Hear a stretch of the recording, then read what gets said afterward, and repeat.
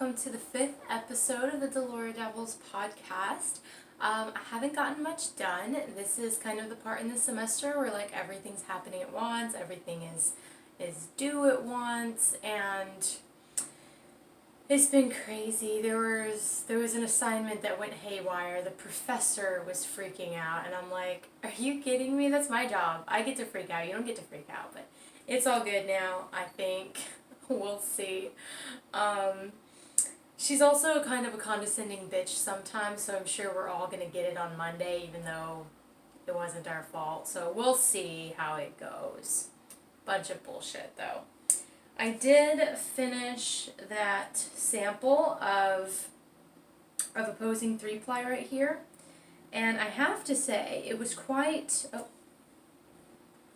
this is my 2-ply leftover. So I am super duper pleased with it. I really enjoyed this spin. And I love my finished yarn. Here we go. Sorry, this skein has been in a box for like 4 or 5 days, so it kind of got a little tangled.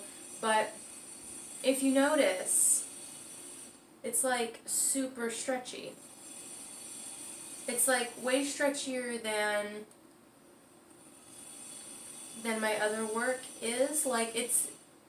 But it's not as stretchy as like a hawser ply. I want to try a hawser ply. I just want to wait till I get my wheel first, because I think it will be quite intensive to do on a spindle. But yeah, I mean, like, here it is slack and there it is tight. That's pretty good elasticity, considering that this is a 2-ply, and this is just the leftovers 2-ply. It's a much smaller skein. This is held slack, this is stretched. Slack, stretched. Slack, stretched. It does not want to stretch like this wants to stretch. So I wasn't expecting to get a lot of elasticity out of this, but it makes sense because it's an opposing ply, so there's going to be a little bit of elasticity there. I'm also very pleased with the color. Now, this isn't really a big skein. This isn't enough to do anything with. This would be like, maybe I'll use it eventually as a color pop in something, but I really enjoyed the opposing 3-ply so much that I'm doing my next sample skein. And it's not even so much a sample skein, this next one, as it is a, it's about 70 grams worth of fiber, so I split the big braid into 3 braids, and, oh shoot, you know what, I forgot to get one of my finished turtles out. So this is one of the finished turtles here, and this one I just took a whole braid like this, and I just spun it up from beginning up here to end, just spun it through, and as you can see, it's got the pretty wrap that everyone is so used to seeing on the Turkish. And the next one I'm doing is also a pretty wrap. As you can see, I'm not too far along on it, but it's there and it's pretty. Let me just wind this back on. So what I did with the second one was I split the braid, one of my thirds, into 2s. So I'm doing a fractal this go around. I've never done a 3-ply fractal, so this is going to be a fun little exercise, but it's also going to be an opposing ply. So the reason that I point out that these two are pretty wraps is because I know that whenever I did the little green one, the little green skein, that I forgot which ball was my S twist. These are both my Z twists. So in order to know which one is my S twist, I'm going to wrap it on my Turkish differently. And another thing that I did with this one that I didn't do with the other ones is that this was spun on one of my traditional drop spindles, one of my bottom whirl drop spindles. And I hadn't spun on one of those since I got my Turkish. I've been doing everything on my Turkish, but I decided to do this on my little on my regular bottom whirls. And the craziest thing happened whenever I started spinning on this one. I noticed that, and I don't know if this is true for other people, or if other people have noticed this, or if this is just weird or not, but this Turkish spins very nicely. It spins quite nicely, let me tell you. It doesn't spin as fast, though, as my other bottom whirls. So I'm guessing that these legs create a little bit of a drag, but I end up getting a much fluffier woolen spin off of this Turkish because it's not over twisting my yarn. I get a much, much fluffier, nicer single than I do off of my other drop spindles, because my other drop spindles just spin so fast. And this one will spin a little bit slower, but it spins for a very long time at a little bit slower of a rate. I don't know if that's a thing or not. If you've experienced that too, please let me know, because that was pretty interesting. So I'm glad that I'm doing this one on the Turkish. This is also merino. So I'm interested to see how different these will turn out from my original sample skein. And I'm just tangling this poor thing all up because this was done on a different spindle. So I'm interested to see the differences in the different spindles. And this last third here is going to be my S-twist. And what I'm going to do is I'm not going to do a pretty wrap on my Turkish. What I'm going to do is I'm going to ball it. I'm going to put that video in the description for you guys, because I love that video on how to make a center pull bolt on a Turkish spindle. I think she did a wonderful video. So instead of me trying to explain it to you guys and taking up foreverness trying to do it, because it's a little bit, there's a lot of steps involved. It's not complicated, but there are a lot of steps. So I'm going to ball this one when I spin it S-twist. That way my Z-twists are pretty wraps and my S-twist is a ball. And I'll know which one's which. So we've got this one, which was a third that was not at all split. We have this third, which was split 2. And then for this last one, I'm actually going to split this one into 4s. So that's the way that this fractal is going to go. It's going to go 1, 2, 4. So I'm thinking that will be a good little, since it's such a small amount, it's only 70 grams of merino. So I think it'll be good to just do a 1, 2, 4 increment. And it'll be super fun. It'll look super cute. And this might be enough to do gloves out of. Maybe. We'll see. Or I might use it in a color pop for something else. I never know what I'm going to do with my stuff until I actually have it. But, yep. That is that. And moving on to knitting. So before I show you what I've been knitting, I have an update on some of the baby stuff. I finished a second baby garment. So you guys got to see the mint green baby coat. Y'all can't see the other stuff though. So this one I can't wait to tell you guys about, because I did color work in a pattern that was not meant for color work, and I basically just did color work borders, and I can't wait to show you guys how that turned out, the mistakes I made, because I made a couple of mistakes in it, but they're really not that big of a deal, if you know what I mean. So it's kind of, it was a learning experience for me, and I want to share that with you guys. So as soon as this baby is born, I'm gonna release a video all about my different baby projects. But so 2 baby projects down, 1 or 2 more to go, something like that. We'll see. I also, because the next baby project I'm starting is all garter stitch, so I need a knitting project that is complicated. So I put a progress marker up here so that next show you guys can see the progress that I made. And I love this one. It's a cute little flower. I made that one. So I do like to show off some of my stitch markers sometimes. Very pretty. So this is actually my hand spun alpaca, if you will notice. And I'm actually using it for something. This is the walnut bark cowl, on Ravelry. It's a free pattern. I love it so far. It's got a lot of interesting cable going on. I want to make sure that I'm hitting the light so that it can really see the beautiful cable patterning.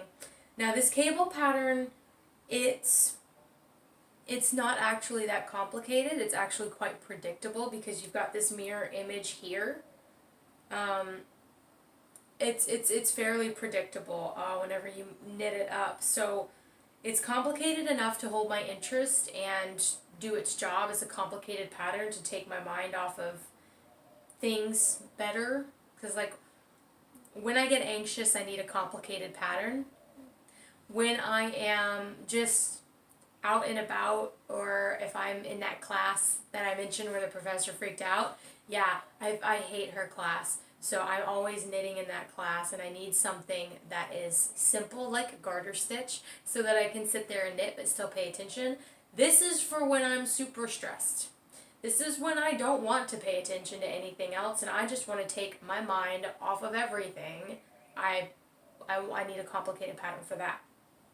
So, coping through knitting. And yeah, this cable pattern, it's, for me, whenever I knit this pattern, I only have to look at the pattern chart once, and I can knit the whole row without having to look at it again. But it's complicated. I have to pay attention while I'm doing it, but I only have to look at the pattern once for every row. So that's nice. I'm not sitting there checking every stitch in the chart as I'm going along. It's not. I usually only do that for lace, by the way. It's harder for me to memorize lace patterns for some reason once they surpass a certain level. So, yeah, super awesome. And the smell. I love the smell. I was having all my friends smell this because this was my project that I took with me. Sometimes I like to knit this on the bus. Now that I'm done with the baby project, and I haven't cast on the next baby project yet, I've been taking this on the bus with me.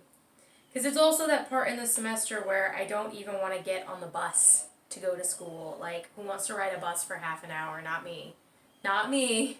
But if I know that I can knit on the bus, it makes it a bit more bearable. It's a little easier to get out the door and actually get on the bus. Because I lack motivation in all things school related right now. So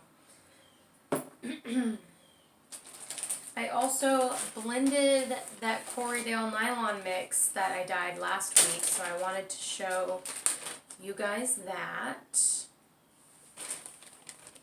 And this is going to be a crepe yarn, as I said.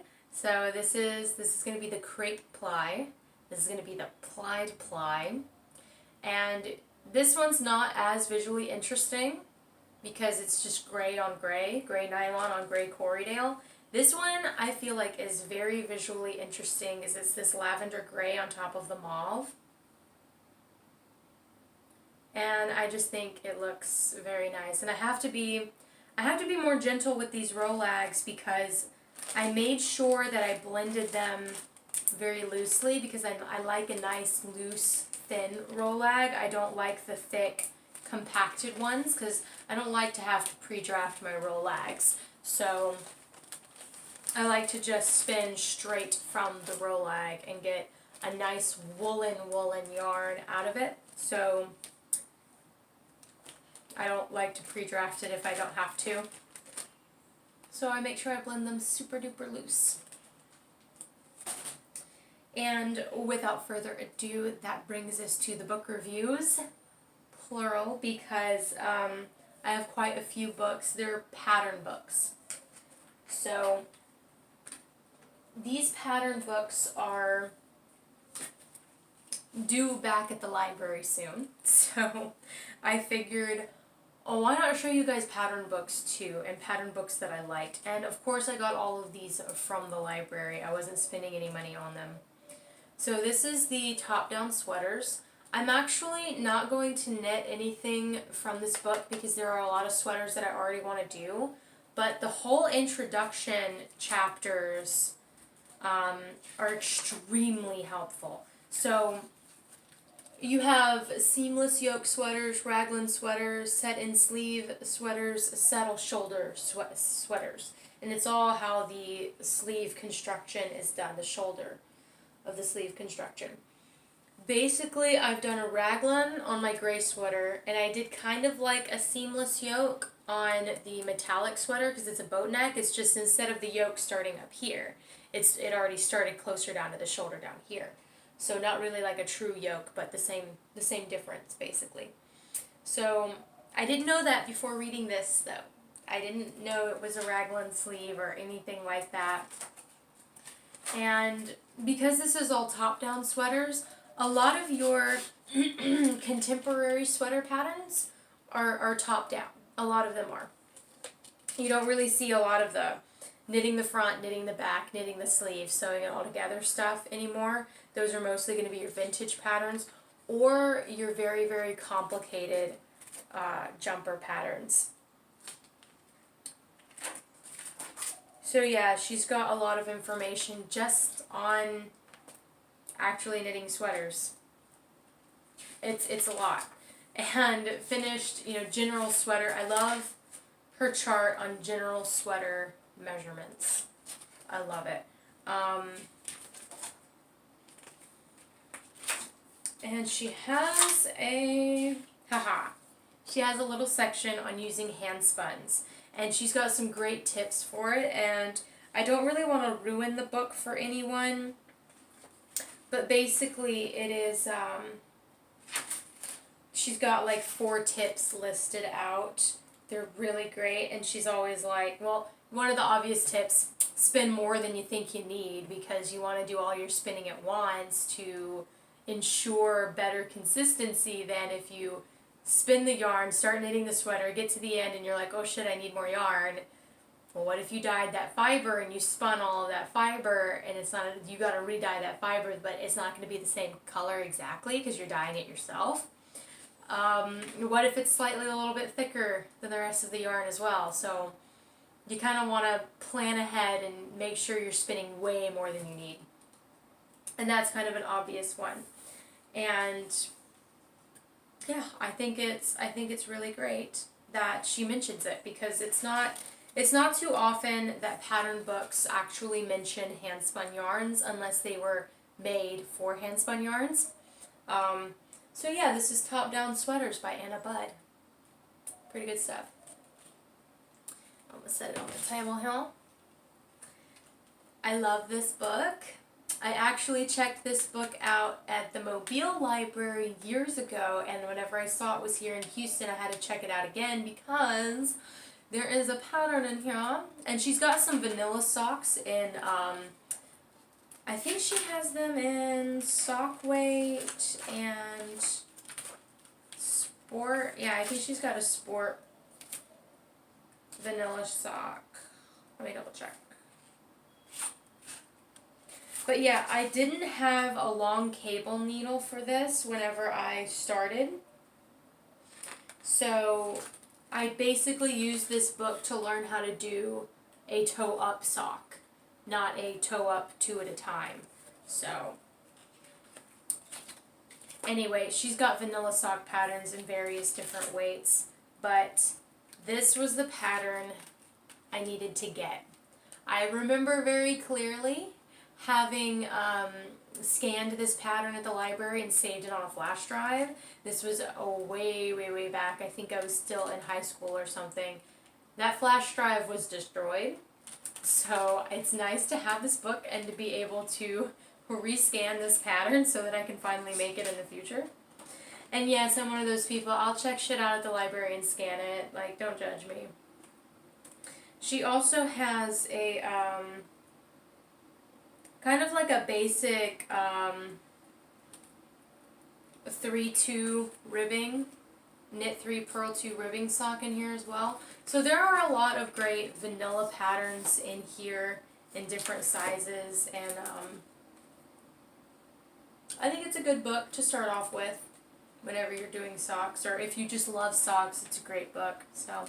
And I do plan on finally doing 2 at a time socks now that I have those cable needles that I found on sale at Knit Picks. So this one Oh, and this is by Melissa Morgan Oakes.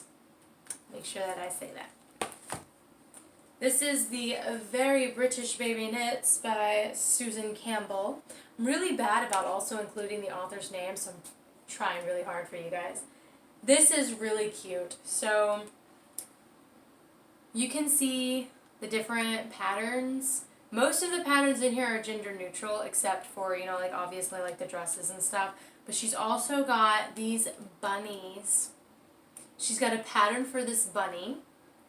And if you notice in the picture up here, you can make clothes for the bunny that match the clothes in the book. So you also have the pattern for a bunny version of whatever you are knitting, so that, you know, the baby and the bunny can match. And I think that's really cute. I don't know if I'm actually going to do that for my sister's baby, but if you're interested in it, I think it's very cute. This is the Cascade Yarns 60 More Quick Knits, and yeah, there are some interesting patterns in here. You can't really see the cable patterning on this hat, but it's interesting.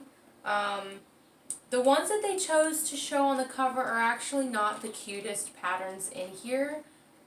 I wouldn't buy this book, but since I saw it in the library and I saw quick knits, I was like, this will be good for hand spun. Quick usually means less yarn as well.